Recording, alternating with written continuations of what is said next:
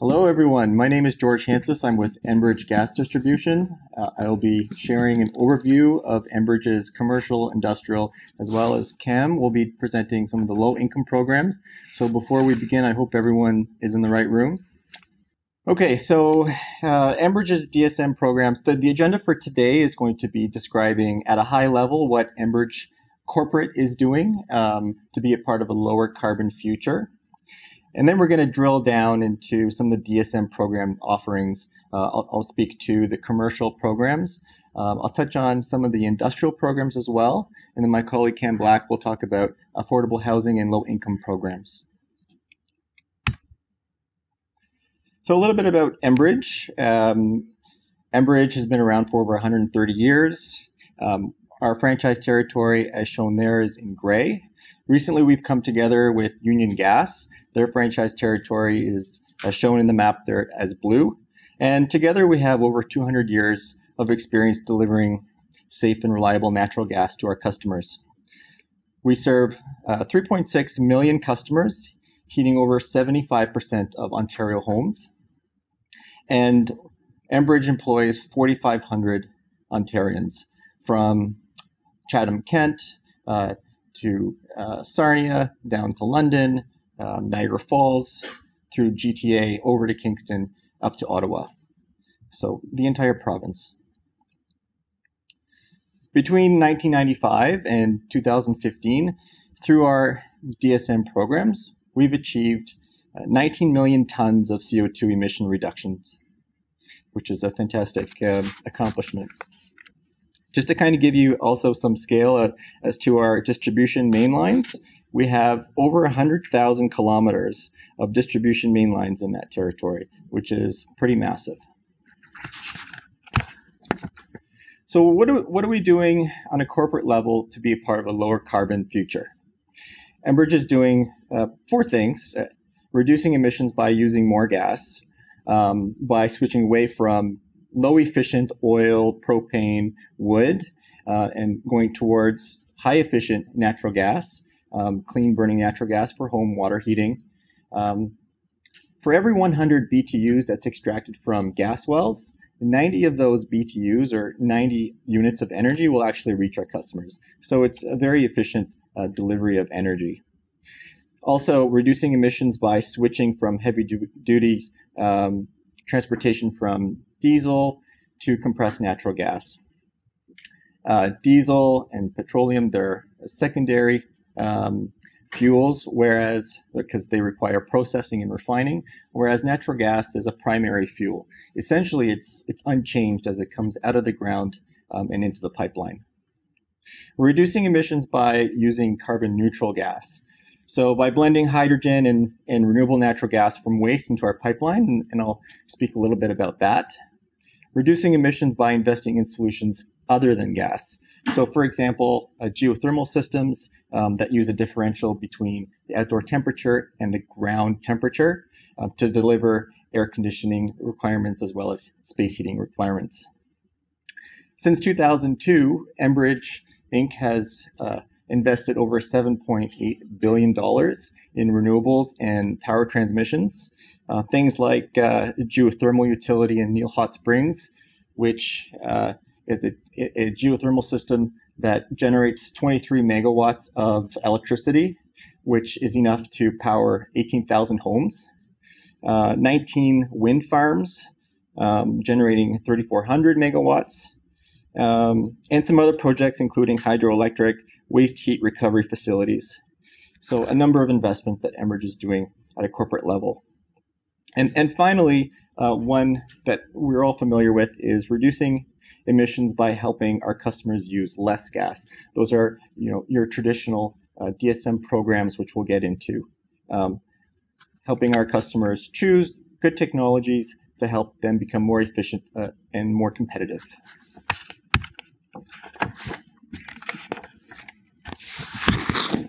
So RNG, or renewable natural gas, is comes from a number of sources, whether it be from landfill, agricultural, municipal organics, or wastewater feedstock.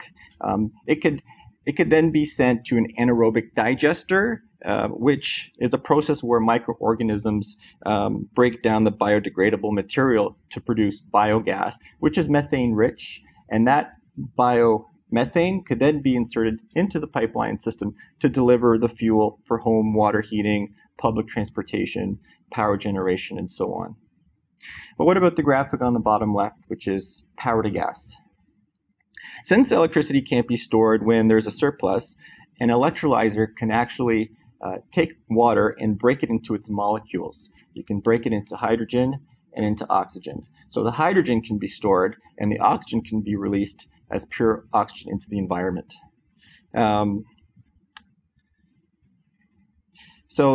This is a really big game changer, because electricity system was built on the concept that electricity cannot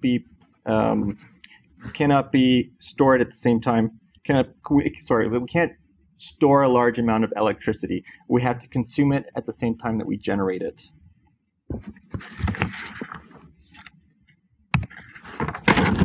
So into our demand side management. Kind of shifting away from some of the corporate stuff into demand side management, the programs on the customer side of the meter. So DSM stands for Demand Side Management. We're mandated by the Ontario Energy Board. We are working in the middle of a 5-year framework, which has our programs approved to the end of 2020. Those programs are comprised to help design our customers use natural gas as efficiently as possible in 3 distinct sectors: commercial, industrial, and residential. I work in the commercial group. Sectors that I manage are municipalities, multi-residential, schools, long-term care, and accommodations. And Cam here is in the low-income sector. Enbridge Gas offers programs to both deliver customer incentives to help offset the financial barrier, as well as to deliver technical guidance. So when there's a project, a potential project to upgrade a boiler, for instance, our energy solutions consultants can work with our customers and profile their natural gas load to understand what component of space heating goes towards this project, what component of base load heating is required for that project. So get a good understanding of how much energy is actually going to what areas in the facility. We've been doing this for quite a long time, since the early 90s, and we've been able to demonstrate savings in the marketplace of 19 million tons of CO2 emissions, which is the equivalent of heating 4 million homes for a year. And I like to look at it from an economist or an investor lens to see how cost effective these programs are. Customers save $2.67 for every dollar spent on natural gas conservation, which is a terrific return on investment. And since that time, in a 20-year period, we've seen residential customers' natural gas usage decline by 21%.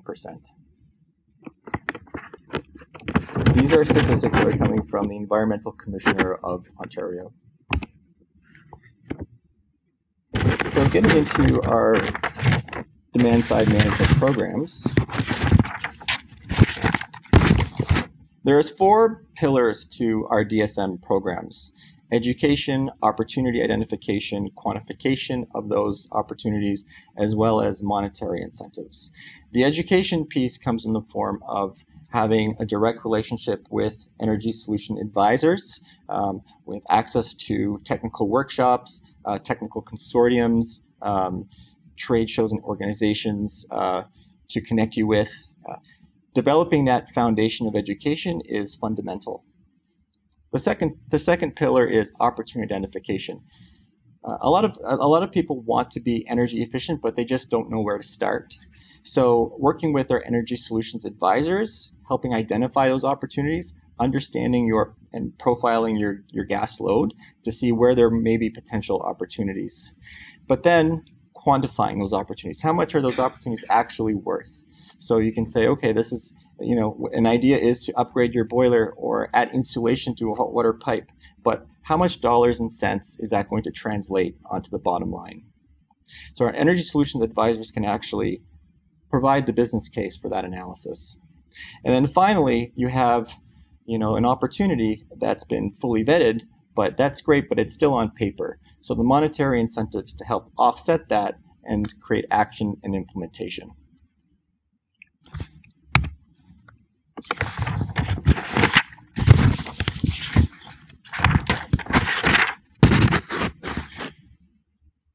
All of our calculations are based on engineering principles which are approved by the Ontario Energy Board. We have an internal and an external auditing process in place where all of our assumptions are vetted thoroughly. So our savings estimations are realistic. There's no list of approved or preferred vendors because we're not selling anything, we're providing an unbiased opinion based on our experience, based on the technology's technical merits or demonstrated savings in the field. So getting into the actual programs. So the commercial industrial programs have each three main programs. There is a prescriptive program, a custom program, and then there is an operational-based energy management program called, on the commercial side, Run It Right, and on the industrial side, it's called Comprehensive Energy Management, or CEM. So I'll speak to the prescriptive program first. The prescriptive program is based on a rebate type of program. There's a menu of technologies that have been approved.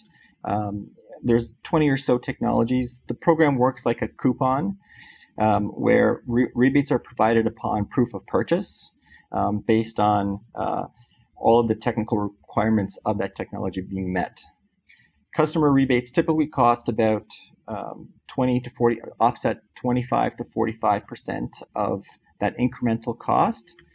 And we also work with our distributor, contractor, channel partners to help reach more customers. Here are some of the prescriptive technologies that we support. For instance, I'll speak to just a few. Heat recovery ventilators is a technology where you're recovering heat from exhaust and taking that heated exhausted air and preheating the incoming makeup air.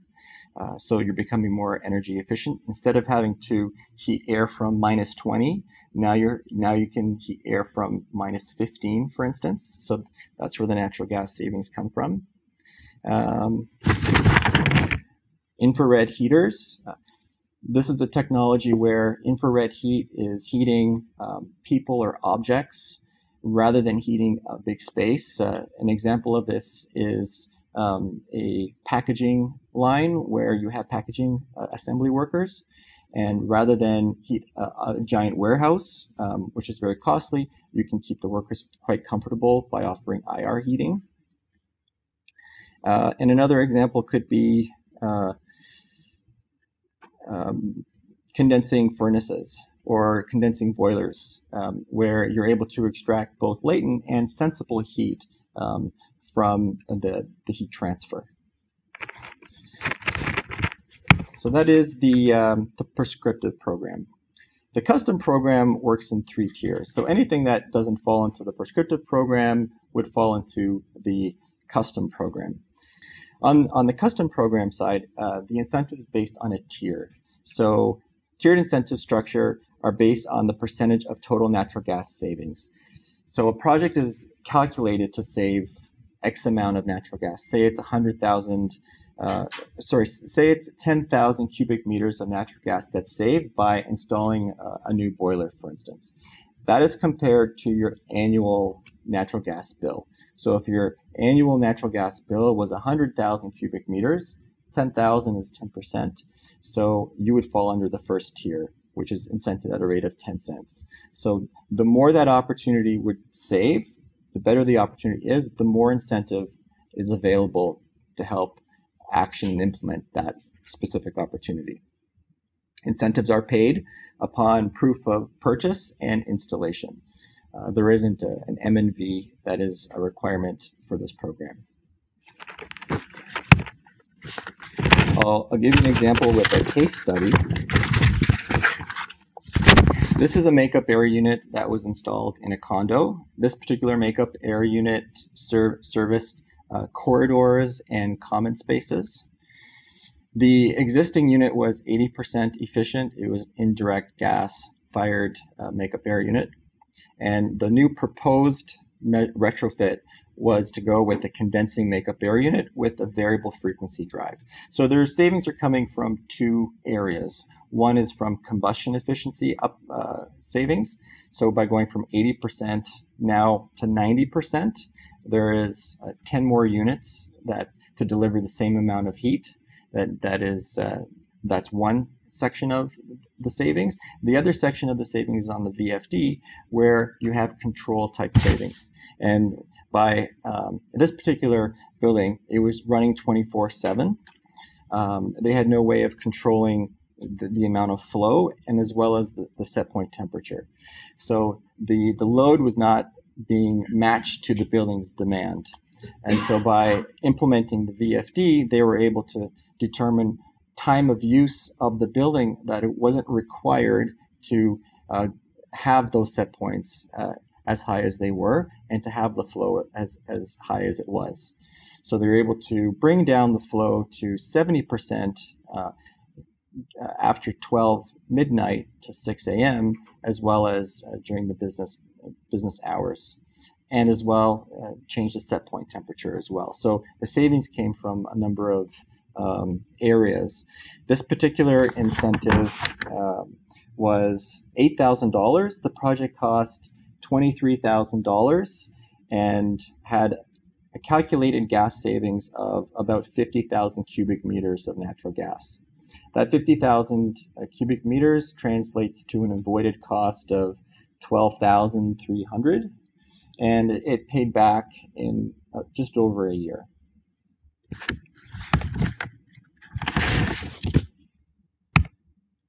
So on the industrial side, I'll just throw this up there. There are two buckets of incentives that are available. One bucket is for opportunity identification, whereas the other bucket is for action and implementation. So depending on the usage of the account, they would be eligible to get up to $10,000 or 50% of the cost to identify the opportunities. So that means audits, for instance, steam trap audits, process integration studies, things like that to help identify opportunities at the industrial plant. Once those opportunities are known, then the incentive structure to implement those opportunities are based on 20 cents a cubic meter for the first 50,000 cubic meters saved. And for every additional cubic meter that's saved, it's 5 cents a cubic meter. So it has its own tier. So if there was a project that was 100,000 cubic meters of savings, the first 50,000 would be incented at 20 cents, and the balance of 50,000 would be incented at 5 cents. Here is a case study of a condensing economizer. Does anybody know what a condensing economizer is? It's essentially a heat exchanger that goes in the boiler stack. So this steam boiler was ejecting flue gas at 550 degrees Fahrenheit, and rather than just ejecting it to the atmosphere, you're able to preheat incoming water that would be going to the boiler anyway. So instead of the boiler seeing makeup water at 50 degrees Fahrenheit, now the boiler would see makeup water at 110 degrees Fahrenheit, for instance. It's condensing because it's extracting all of the heat out of the flue gas, and it's getting it to condense at, I believe, 130-ish, 135 Fahrenheit. So it's not only taking the sensible heat, it's also taking the latent heat, which is the bulk of where the savings are coming from. In this particular project, it cost $276,000 to install this piece of equipment, and the savings had offset $164,000 of that investment. And we provided an incentive of $67,000 So the project paid back in just over a year.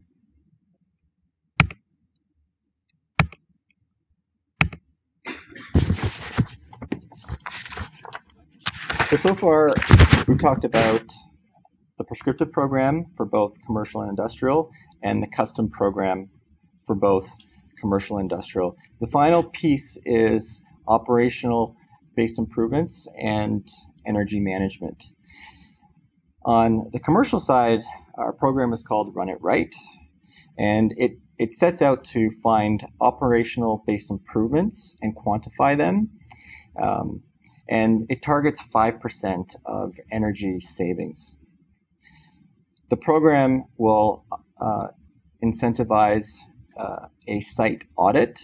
There is a number of recommendations that will come out of that audit, and then there is incentives through the program to implement those recommendations, and there is also incentive to monitor and track those savings to make sure that those savings are kept for years to come.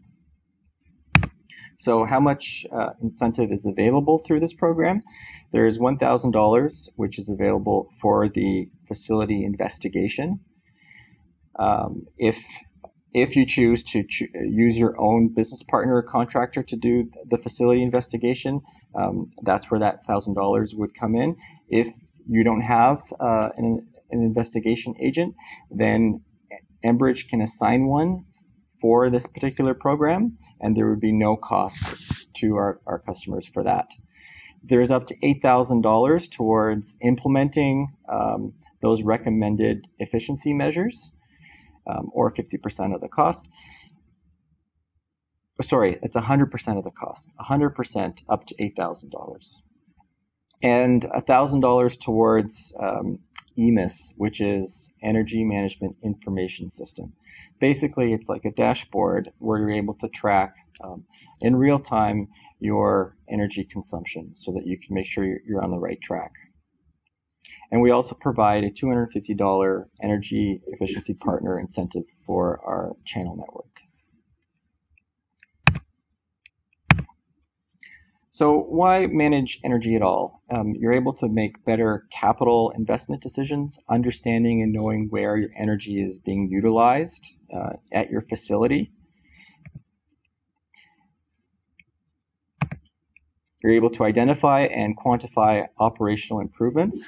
So by having an initiative to have employees change their behavior, it's not very easy to measure and quantify what savings are resulting from that. So by using EMIS, you can have a clear line as a before and after, and you can compare it if you're able to track it. And it enables better preventative maintenance. I've had a customer testimonial tell me that they're able to predict mechanical failures before they get tenant complaints as a result of tracking their energy usage. Comprehensive energy management is what the program is called on the industrial space. It is a transformational process rather than a transactional process. It aspires to take energy out of an unknown gray area and into plain black and white, quantified, so that decisions can be made.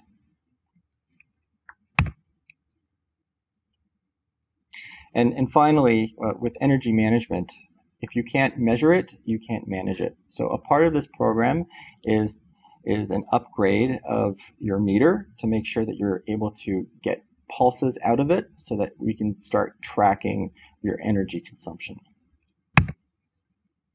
So that is essentially our programs. That was the custom program and the prescriptive program and our operational-based energy management programs. From a holistic point of view, DSM programs are shown here.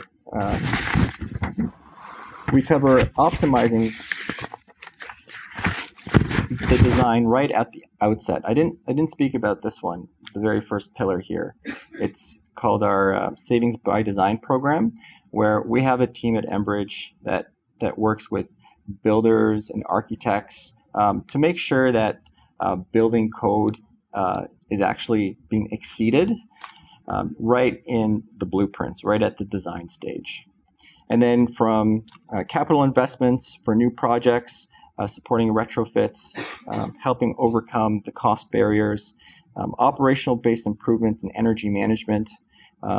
So it's a holistic approach that we've developed over years of study by listening to our customers and adapting to market trends. So that is my section of the presentation. I will turn it over to Cam. Everyone can hear me at the back? Great. Thanks, George. My name's Cam Black. I'm an energy solutions consultant. I work in the affordable housing sector. Basically, I spend a lot of my time in boiler rooms and up on roofs, poking my head in makeup airs. Especially this time of year, we're sort of submitting all our projects as our year end wraps up. So it's very busy, doing lots of site visits. So basically, I help affordable housing providers identify gas savings opportunities and help them, apply for their incentives. I guess my one comment is, if you're a property owner, building manager, looking after some property that's using gas, I'd strongly encourage you to participate in our programs. As a ratepayer, you're helping fund these programs. So if you're not participating, you're sort of missing out on some opportunity where you could take advantage. So this is what I'm gonna run through. I probably won't be too long, so we'll probably get you out of here before the scheduled time to finish. So I'm just gonna cover these sort of 3 programs within our affordable housing. Multi-residential, new construction, and home winterproofing, which is basically single-family home retrofit.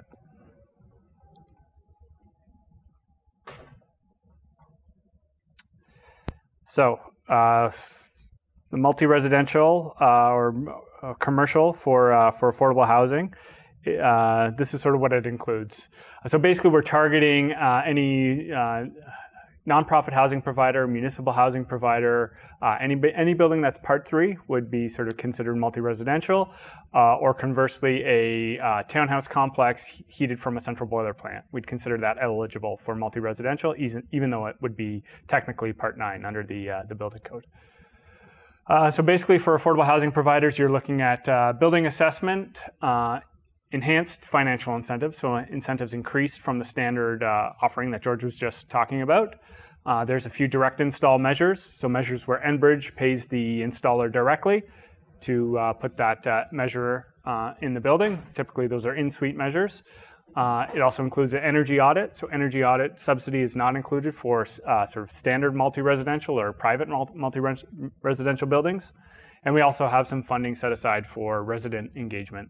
So if you're interested in sort of letting your tenants know about a recent energy retrofit that you've did, we can provide some support for that. We don't have like prescriptive programs for that. It's more whatever you're interested in, we can basically provide some financial assistance to help cover that cost. But we don't actually do any programming for you. Okay, so I talked about the target customer. So we're looking at OBC Part 3, social assisted housing, nonprofits, housing cooperatives would be eligible, shelters, supportive housing. And then within the City of Toronto, we've actually identified some census tracts that we've identified as priority needs areas based on the income of the building tenants in those census tracts. And so private rentals in those census tracts could be eligible for the incentives I'm about to talk about. So if you think you might have a building that could be eligible, you can always get in touch with me and I can confirm whether it would fall under the affordable housing program or not. So the free offers are the direct install. So we've got 2 direct install measures, low flow shower heads and heat reflector panels. Low flow shower heads, pretty straightforward. They basically we are defining low flow as anything 1.5 gallons per minute or less. And provided your existing shower heads are 2.5 gallons per minute or greater, you could be eligible for the low flow shower heads. The other requirement being is you're using gas to heat your hot water. If you've got electric hot water tanks, you would not be eligible. And this is for multi-residential apartments only. Heat reflector panels you may not be familiar with, but if your suites are heated with radiators or hydronic convectors, so hot water convectors, sort of baseboards that run along the bottom, heat reflector panels can actually go in and be installed behind those heating units and prevent heat loss through the exterior wall. So a lot of times in older buildings, particularly 1980 or older, there's poor insulation value in the walls. So you lose a lot of that heat coming out of the heating units directly to the wall. So the panel gets installed behind, they open up the convector unit, install the panel, clean out all the fins, and then that panel reflects the heat back into the suite, which allows you to reduce your boiler temperature because there's more heat in the suite, and that's where you get your savings from. There's a nice indoor air quality component too to sort of help your tenants. During that cleaning process, they're sort of vacuuming all the dust and debris that's built up in those heating units. And if you're got a building with a lot of cats in it, you'll get a lot of benefit because apparently a lot of cat hair gets built up in there. So that's a nice sort of additional benefit to the heat reflector panels. So both of those measures can be installed at no cost to the customer. So energy audits, obviously a great place to start if you're not sure what's going on with your building. We can provide an incentive to offset the cost of the audit. We don't do the audit. You'd go out and hire a consultant or an engineer to do your audit, and then we'd sort of offset some of that, the cost. So we'll give you up to $5,000 or half the cost of the audit, or 1 penny per natural gas consumed in the last calendar year, whichever is less. That's sort of a great way to sort of establish a baseline for your building. The audit will also sort of identify some gas savings opportunities, and it would probably also cover electricity and water as well. So you're getting sort of all the utilities looked at. And also, if you're ever, particularly if you're affordable housing, oftentimes there's lots of provincial programs funding that becomes available, and a requirement of those programs is to have an audit. So if you have an audit on hand, it can be handy to sort of start that application process as soon as that funds become available, because usually the windows to access that funds is quite small. So you sort of have to be really quick. So if you already have an audit on hand, it can be quite useful. So George talked a lot about the custom incentives in his program. Our custom incentives are done exactly the same, except without the tier. Instead of the tier, we've just got a higher incentive rate. So we're paying 50 cents per cubic meter for boilers and 40 cents for all other technology. Really, we're looking at any gas savings measure where savings can be verified. 2 exclusions would be windows and cladding. We do not provide incentives for those due to some sort of base case restrictions set forth by the Ontario Energy Board and some payback issues. But we're hoping to include them in the future, but we get asked a lot particularly about windows, but currently we can't support those. But generally, any of those technologies, you can't really see the writing because of those 2 gentlemen talking there, but yeah, we're looking at boilers, ventilation, so whether that's energy recovery or airflow reduction that George talked about with the VFDs, heat reflector panels, building automation, pipe insulation, steam traps if you've got a steam system, and basically, if you can verify savings, there's an opportunity for us to provide incentive. We just have to do a quick tech review. So really, sort of any gas savings technology you're considering, let us know, and we can confirm whether the incentives are available. And so one comment before I get into the next slide. So our incentives are very easy to participate in. There's not a whole lot of paperwork, which can often be the case with some of the electrical utilities. Typically, it involves just a quick pre-approval up front. Say, hey, look, we're going to be doing our boilers this year. Can you give me an incentive quote? We can turn that incentive quote around fairly quickly, provided we have all the information. Once we get all that information, we can probably turn it around in the next day. That'll give you an incentive estimate, so how much we expect you'll save as a result of that upgrade, and the incentive value of you could expect to get back. So that's a great sort of tool to have, especially if you got to get approval from your board or something like that. You can sort of have this incentive quote in hand and say, hey, look, we got to do our boilers. They're getting old.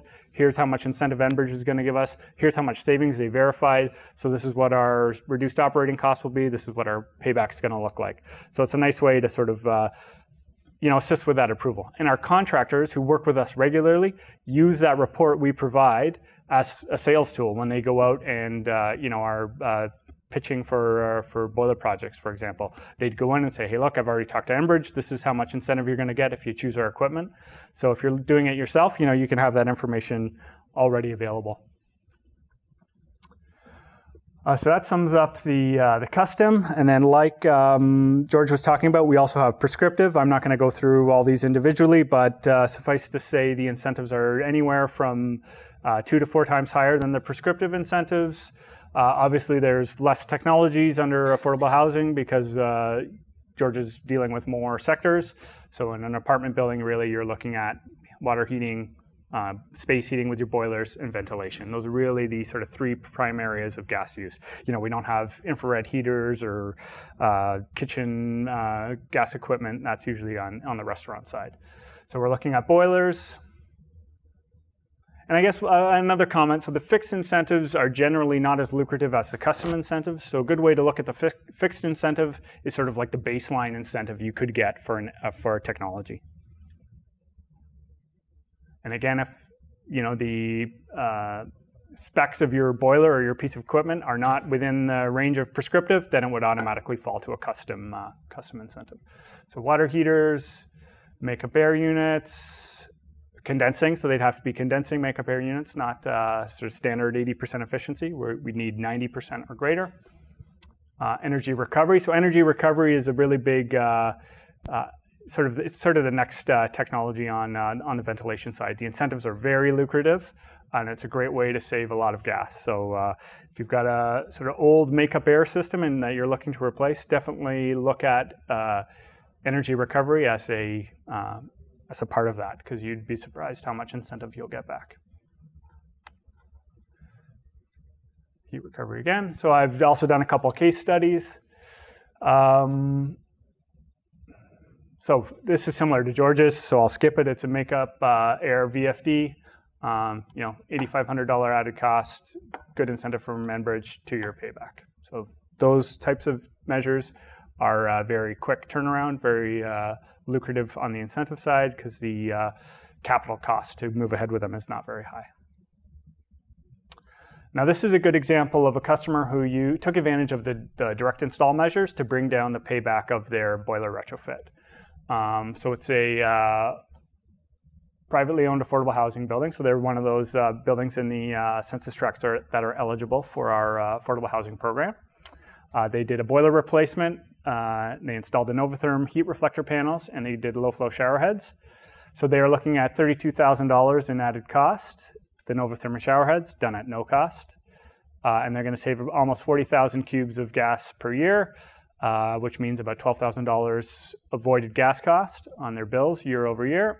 And then we kicked in a almost $9,000 incentive. And so that brought the payback in under 2 years. And if you're familiar with boiler paybacks, usually they're in the range of 5 to 10 years. So that brought their payback down substantially because they were able to leverage the savings from the other 2 measures to justify that to their board to move ahead. So that's a sort of a good example of how you can combine technologies to have a nice payback. And then there's a Novatherm project as well. So this was actually before we offered the direct install Novatherm. So the customer actually had to pay, and they were still getting a 1-year payback when they had to pay for the measure itself. So the fact that you're getting it for free can sort of show you the benefit of the technology. So now I'll get into our new construction program. So unlike the retrofit, the new construction it's not widget-based or technology-based. It's not based on the equipment you're installing. It's based on the total energy efficiency of the building. And so the new construction sort of starts, George mentioned it briefly, savings by design. So our affordable housing program is based off of savings by design. It's a similar program. So it's about designing your building right up front, beyond code.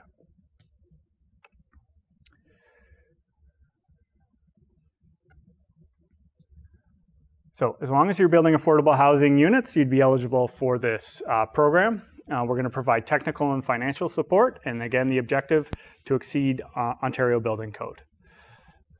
So we want to integrate efficiency and optimize building performance to enhance building designs.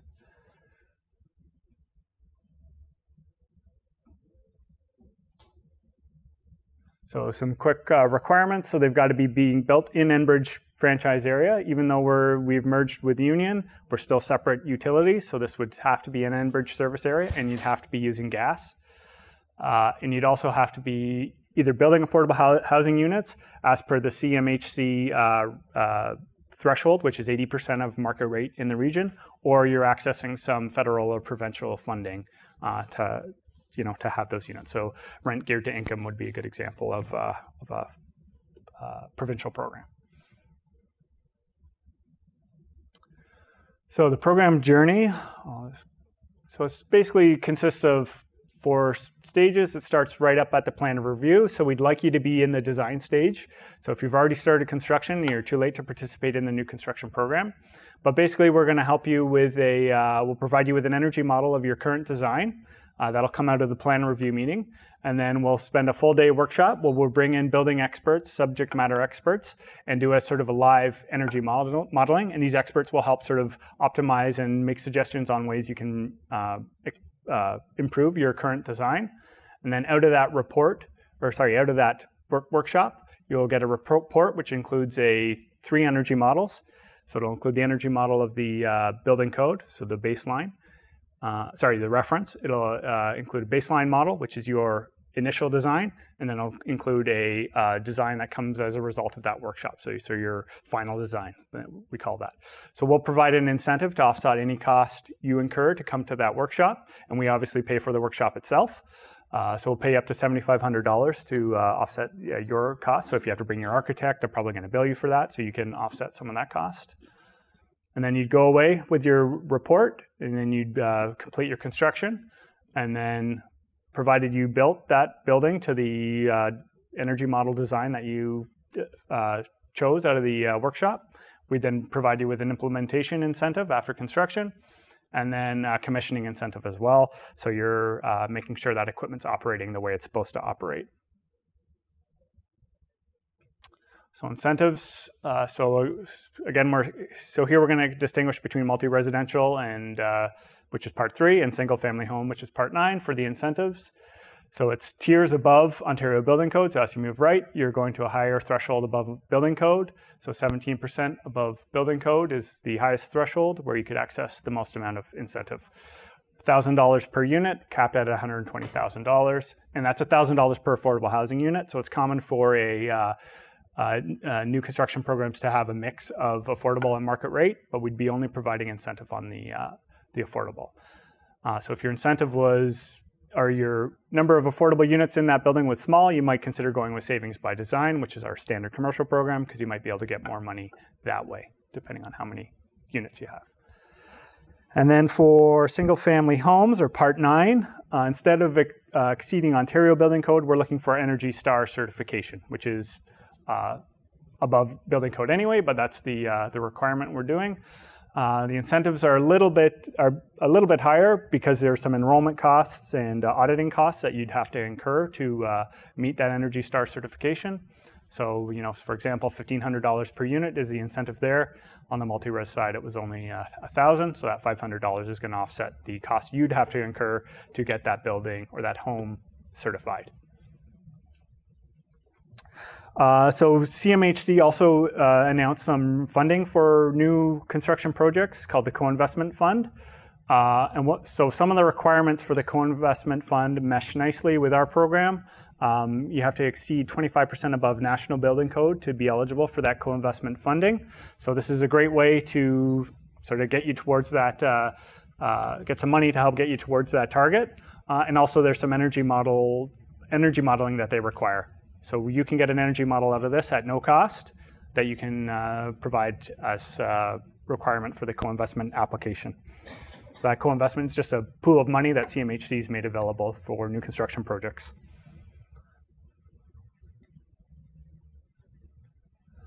So obviously the benefits, if you're going to design your building more efficient, you're going to reduce your operating costs, you're going to have a higher performance building, you're going to have a better building.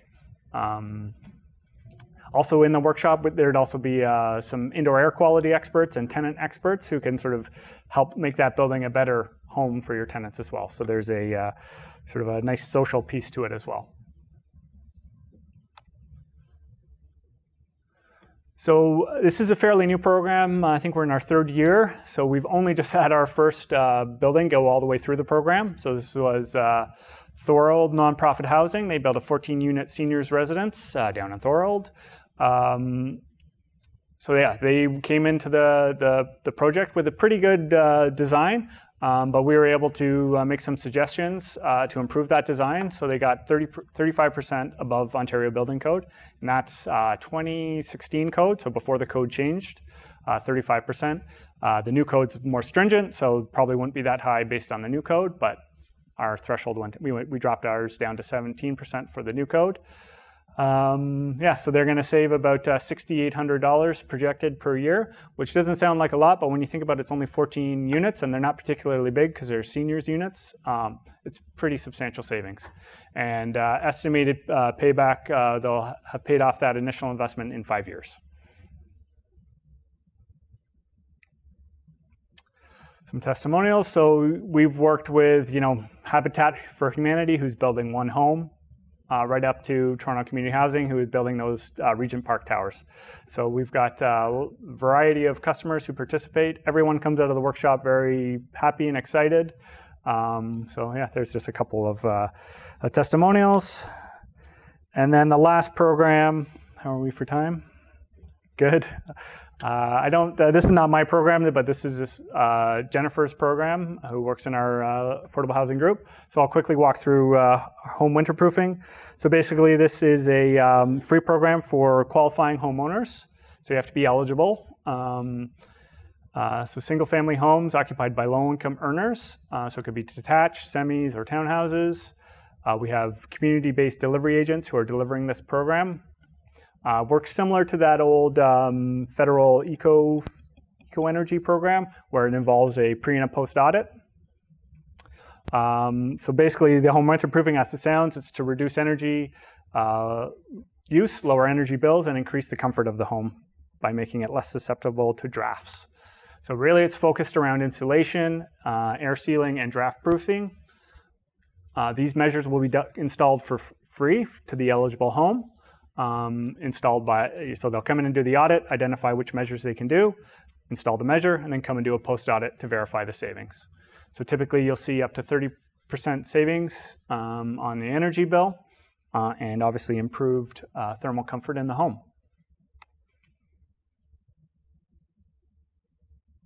So this is typically what they're going to be looking at. So they'll do that pre and post audit. They'll look in the attic, the walls, and the basement for insulation levels. They'll do draft proofing as well, so that's sort of that weather stripping on the doors and air sealing and cracks, that type of stuff. Shower heads and kitchen aerators in the bathrooms. We'll also provide one CO detector per home.